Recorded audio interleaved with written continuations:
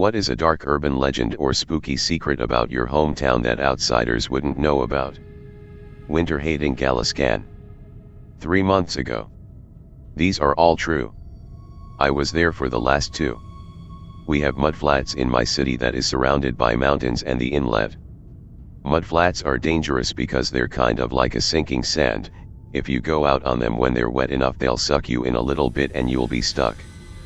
The area has some of the highest tides in the world, with the tide rising at 6 inches per minute. In the 70s, a woman was out walking near Beluga Point, whale watching spot, and she got stuck. Someone saw her and ran to the nearest emergency phone to call 911 because the tide was going to come in soon. A helicopter came to rescue her.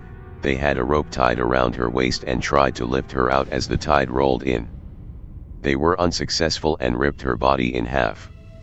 A few years after opening the mall downtown, a man was killed in an elevator in J.C. Penney's. It got stuck between floors, and when he tried to get out by prying open the doors, it started working again and also chopped his body in half. When I was 7, a teenager killed themselves at the mall by jumping from the food court, on the top floor. The mall was designed so you could see the bottom floor from the top, so she jumped and made it straight down without any obstacles. They've changed the layout of the food court since then. A little girl got her hands mangled by the escalators in J.C. Penney. A loose piece of clothing got stuck in there and she tried to pull it out. The escalator kept going after basically eating her fingers. When first responders came to treat her and put her in the ambulance, she was heard saying, "I'm sorry for ruining the clothing article, mommy."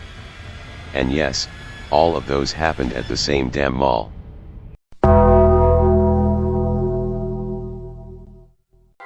Can confirm this one as I've been inside. There's an underground tunnel system in my hometown between the old pub, the church, and the old rectory. Each of these buildings is hundreds of years old. They're all very close to each other, facing each other on the intersection of a road, so I have no idea why they would need tunnels like that when it would be so easy to walk between them. The rumor is that it was used to smuggle alcohol, or used as a secret escape passage. It's supposedly haunted by a monk.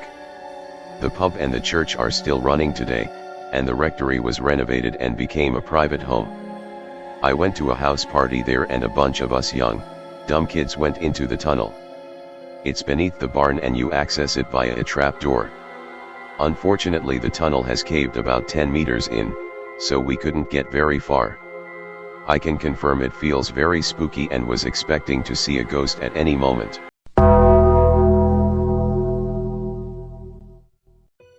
Strange Girl 44. 3 months ago. Not necessarily my town, but it's widespread where I live. There's a road nicknamed Devil's Road. Rumor has it that someone burned down a church on that road with a large group of orphan/choir children inside back in the 70s or 80s. All those inside perished.